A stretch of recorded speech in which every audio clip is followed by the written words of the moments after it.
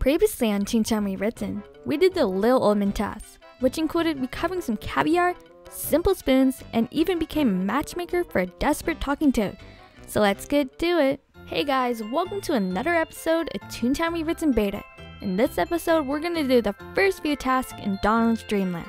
And sorry this episode took so long, I had some video problems, but now it's fixed, so how about we get started? For task 2, we're gonna do the Lawful Linda task for a 2-point laff boost.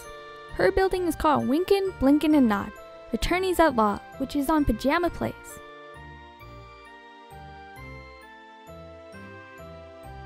Now for task 3, we're gonna visit Nat, a Don't Let the Bed Bugs Bite Exterminators, on Pajama Place for a cashbot upper left leg part.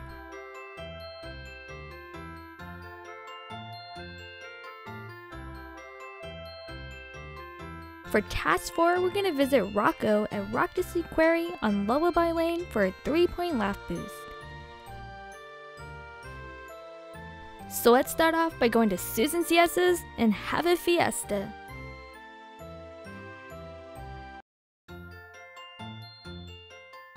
Oh, looking like she all about the money and not about the base.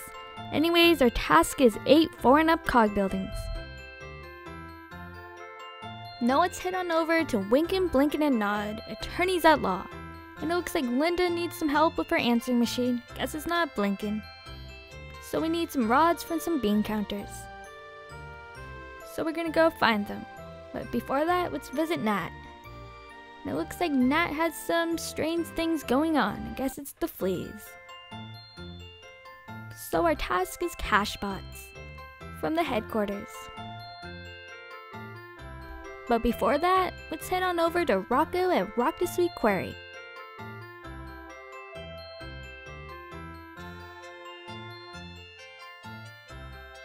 And it looks like he ain't happy. So we're gonna need some cogs since they're bossing him around. So we gotta show them who's boss. Ooh, that arm formation though, and that geyser. And all but one cog goes out. And this is for a 4-story building, and I did 8 of these. For task 1. And here's another building where I used Hypno and those other people used Trap. And surprisingly, it actually worked. And now we're back, and this bunny is going to be all up in the money, and she's even going to light up our world like nobody else with a small backpack that can carry 60 gags.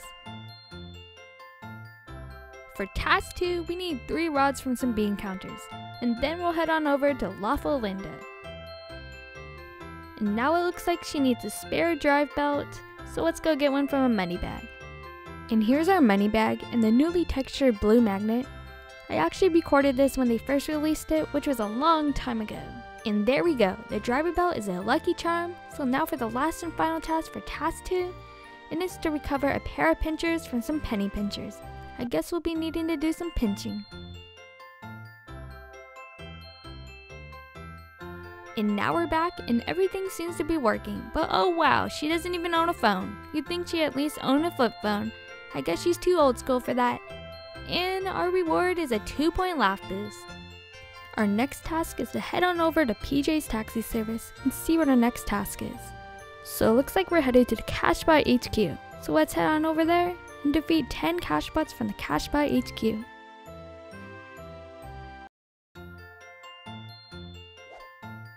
So let's drop it down low. And I guess you can say it's not entirely safe.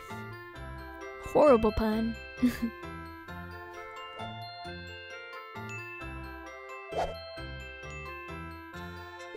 Looks like this money bag's gonna be packing his bags and dying.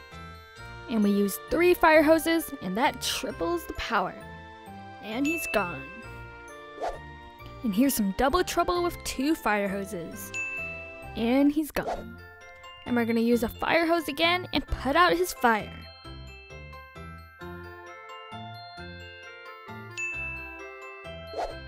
Now it's Auga, this loser. And I'm sure he won't be crunching no numbers anytime soon. But wait, is that a booty crunch? Because it sure looks like one. Now let's rain on this bean counters parade. Being there, done that, and that's all that counts. Oops, another horrible pun. And there we go, our task is complete, so let's head on back to PJ and maybe get some PJs in return. And wow, looks like he has no clue that there's a cash by HQ. I guess he spent too long in his PJs. Well, let's head back to Nat. Well, PJ didn't really have much to say, but it looks like we need more information about these cogs. And we gotta get some more. So let's head back to the HQ and get some plans, so I used another safe on this tightwad. So now that we've got the plans, let's see what they were all about.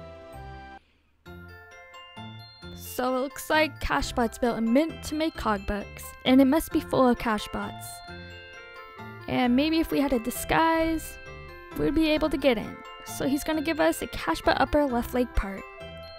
And for the last task in this set, we're gonna do 50 boss bots, which are really just cut down to just one, and then we'll head back to Rocco.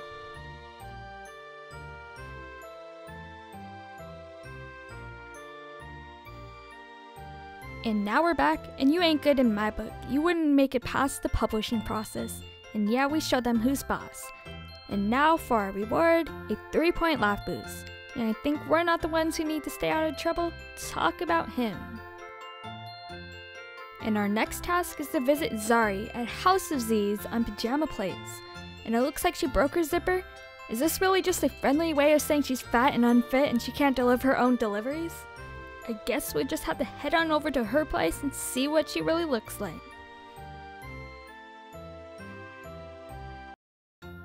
Well, she's not fat, but maybe she's just insecure. Well, how about we help her out and deliver the zipper to Cowboy George, whose building is called Sleepless in the Saddle All Night Pony Riders, which is on Pajama Place. Well, that's a strange name.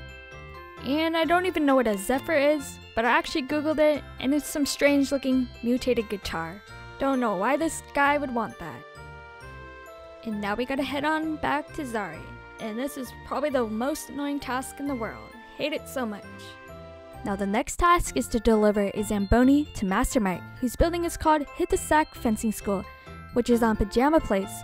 But really, who and why would someone deliver one of those? It's like a machine that smooths out ice, and that totally makes no sense for his shop.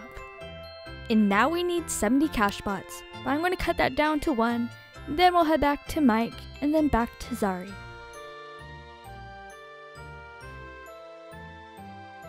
Now the next package we're going to deliver is a Zebra Zabutin, which is a cushion you put your booty on. We're going to deliver it to Zen Glenn, whose building is called Dream Jobs and Employment Agency on Pajama Place. I'm sure that would be cool to just walk in there and get your dream job without even doing anything. Well, let's see what job he has for us, and it looks like it's 25 movers and shakers.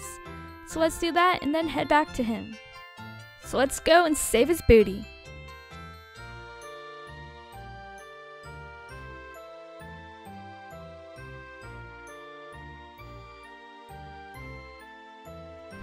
I wonder if there's something going on between the two of them.